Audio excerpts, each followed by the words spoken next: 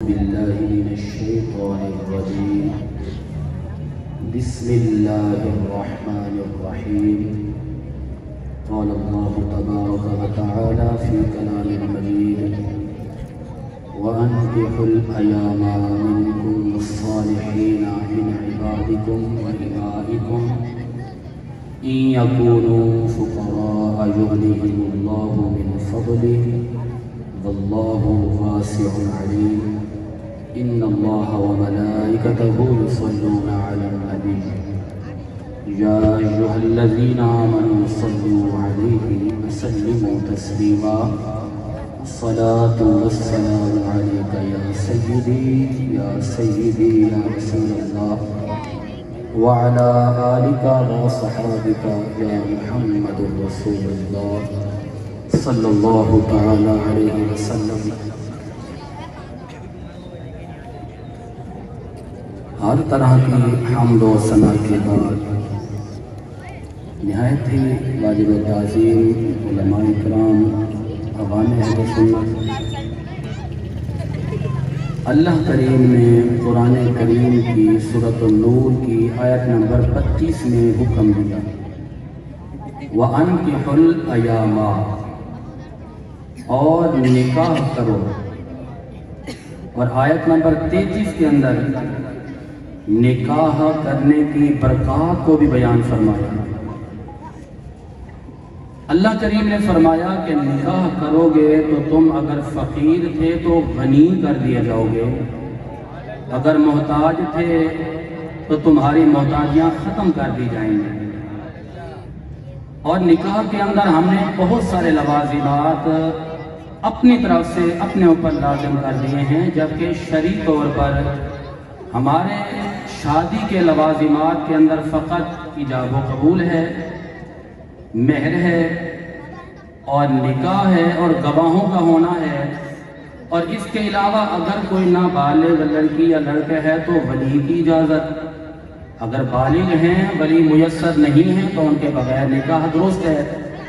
تو بس چند باتیں ہیں جو آپ کے سامنے رکھنی ہیں کہ وہ لوگ کتنے خوش نصیب ہوتے ہیں کہ اپنے ہر قول میں ہر فعل میں ہمیشہ ذکر خدا اور ذکر مصطفیٰ کیا کرتے ہیں. آج یہ شادی کی پہلی تقریب ہے، لیکن سعادت مندی کا یہ عالم ہے کہ اس پہلی تقریب کے اندر اللہ کا قرآن پڑھ کے اس کا آغاز کیا، میرے مصطفیٰ کا فرمان پڑھ کے آغاز کیا.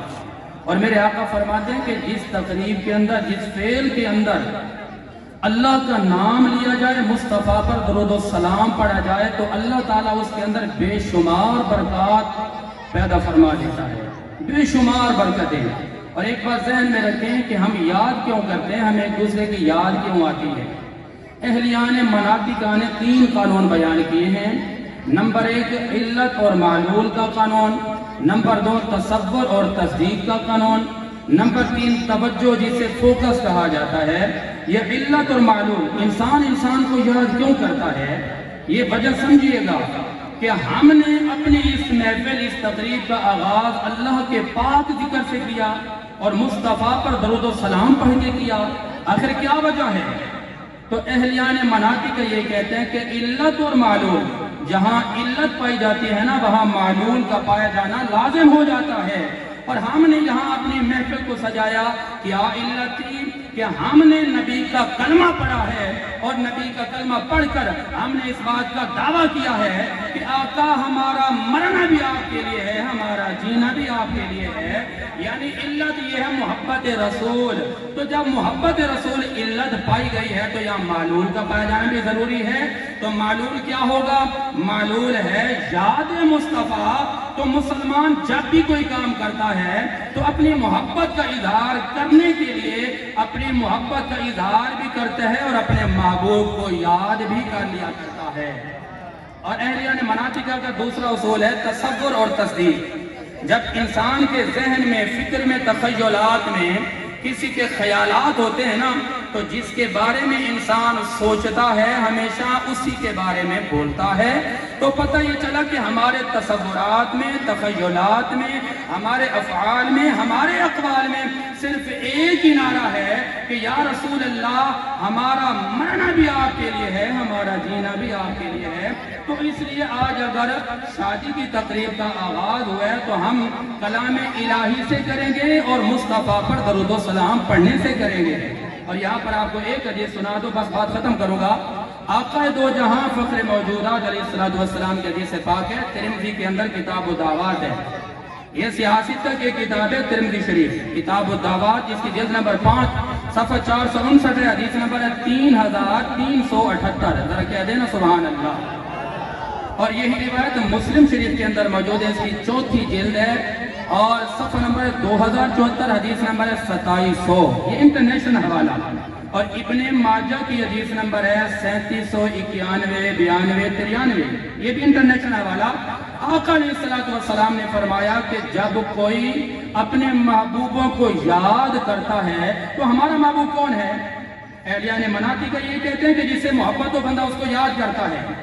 اور فلاسفہ کیا کہتے ہیں؟ افلاطون نے کہا کہ جی محبت روح کی کشش کا نام ہے. محبت خالی جذبات اور تعلقات کا نہیں بلکہ لکھتے ہیں کہ روح کے میلان کا نام ہے. یعنی آدمی جس سے پیار کرتے ہیں نا اسی کے ہمیشہ گیت گاتا ہے. اب میرے آقا نے کیا ارشاد فرمایا؟ آپ فرماتے ہیں کہ جب کسی جگہ پر، کسی علاقے میں، کسی محلے میں، کسی مسجد میں جس جگہ پر لوگ اکٹھے ہو کر بیٹھتے ہیں نا، فرمایا وہ اللہ کا ذکر کرتے ہیں تو حفتہم الملائکہ. پہلے نمبر پر تو یہ کہ اللہ کے مقرب فرشتے آ کر ان لوگوں کو ڈھانپ لیا کرتے ہیں. تو پتہ یہ چلا کہ ہمارے اوپر اللہ کی رحمتیں نازل ہو رہی ہیں. پھر اس کے بعد میرے آقا کے حدیث کے جو اگلے جملے ہیں وہ بڑے ایمان افروز ہیں کہ فرشتے ان کو ڈھانپ لیتے ہیں. پھر وہ لوگ جب اپنے گھروں کو لوٹتے ہیں تو اللہ کی رحمتیں سمیٹ کر لوٹ جایا کرتے ہیں. ایک مسئلہ سماج فرما لیں کہ ہم نکاح کرتے ہیں نا تو ہمارے ہاں بہت ساری ایسی چیزیں جن کو ہم نے اپنے اوپر لازم کر لیا ہے. تو یاد رکھیے گا کہ اس شادی کے اندر، نکاح کے اندر اہم چیز ہے مہر ادا کرنا. اچھا، مہر ہمارے باپ، ہمارے پیارے باپ جناب آدم علیہ السلام اور اماں حوا علیہ السلام کا جب عقد ہونے لگا تو یہاں یہ بات بڑی توجہ طلب ہے کہ ہمارے باپ ہیں، ہمارے باپ نے جو کام کیا ہمیں بھی وہ کرنا ہے. جناب آدم علیہ السلام کا جب عقد ہوا نا تو یہاں پر علماء کرام نے، تاریخ مورخین نے اور سیرت نگاروں نے اپنے اپنے قلم اٹھائے کہ اب جناب آدم علیہ السلام، یہ دنیا کا پہلا رشتہ ہے کہ اماں حوا کو دیکھا حیران ہو گئے. تو بات یہ ہے کہ جناب آدم علیہ السلام نے بھی حق مہر ادا کیا تھا. میں آپ کو یہ بتانا چاہتا ہوں کہ وہ حق مہر کیا تھا. کتاب کا نام ہے مواہب اللدنیہ، اس کی جلد 1 صفحہ 50 ہے اور نزہۃ المجالس کی جلد 2 صفحہ 172 ہے. اور اسی طرح شرح الکبیر اس کی جلد 4 صفحہ 496 پر لکھا گیا کہ جناب آدم علیہ السلام نے کیسا حق مہر ادا کیا تھا. اور مدارج النبوت کے اندر بھی یہ بات تحریر ہے کہ جناب آدم علیہ السلام نے سب سے پہلے جو حق مہر ادا کیا تھا ان کو یہ حکم دیا گیا تھا کہ اے آدم آپ حق مہر ادا کریں. پوچھتے ہیں کہ یہ حق مہر کیسا ادا کرنا ہے، کتنا ادا کرنا ہے؟ یہ جو حوالہ جات آپ کے سامنے پیش کیے ہیں نا ان کو بتایا گیا کہ اے پیارے آدم، آپ اور آپ کی اہلیہ محترمہ دونوں مل کر اللہ کے پیارے حبیب امت کے غمخوار نبی محمد مصطفیٰ پر درود و سلام پڑھ لو. عرض کرتے ہیں کہ وہ کیسا درود و سلام ہے؟ اتنی مرتبہ پڑھنا ہے. ایک کو یہ ملتا ہے کہ 3 مرتبہ، ایک کو یہ ملتا ہے کہ 10 مرتبہ، ایک کو یہ ملتا ہے کہ 20 مرتبہ، ایک کو یہ ملتا ہے کہ 30 مرتبہ، ایک کو یہ ملتا ہے کہ 100 مرتبہ، ایک کو یہ ملتا ہے کہ 1000 مرتبہ. پتہ یہ چلا کہ ابھی جب آدم علیہ السلام کا اور اماں حوا کا عقد ہو رہا تھا اس وقت بھی میرے اللہ نے ذکر مصطفیٰ کرا دیا تھا. تو اس سے یہ نتیجہ نکلتا ہے کہ اللہ کریم نے آدم علیہ السلام کی تخلیق سے بھی پہلے مصطفیٰ کے نور کو اپنے نور سے بنا دیا تھا. ذرا کہہ دینا سبحان اللہ. تو میرے آقا پر درود و سلام پڑھنا یہ پہلا حق مہر تھا. تو کوشش کیا کریں حق مہر جب مقرر کیا جائے نا تو اسے معجل یا مؤجل کے راستے نہ ڈھونڈا کریں بلکہ حق مہر فی الفور ادا کرنا پر واجب ہے. سورۃ النساء کی آیت نمبر 4 ہے، آیت نمبر 3 ہے، ان کے اندر یہ فرما دیا گیا کہ وَآتُوا النِّسَاءَ صَدُقَاتِهِنَّ نِحْلًا، کہ تم حق مال دو، یہ فعل امر ہے۔ جب امر آتا ہے نا، امر اصولیین کے مطابق، اصول فقہ کے مطابق کتابیں ہمارے یہاں پڑھائی جاتی ہیں، اصول شاشی، نور الانوار، حسامی، توضیح تقریب، ان کے اندر یہ لکھا گیا کہ جہاں پر امر کا صیغہ ہوتا ہے، جہاں پر حکم دیا جاتا ہے تو اس حکم پر عمل کرنا واجب ہو جاتا ہے۔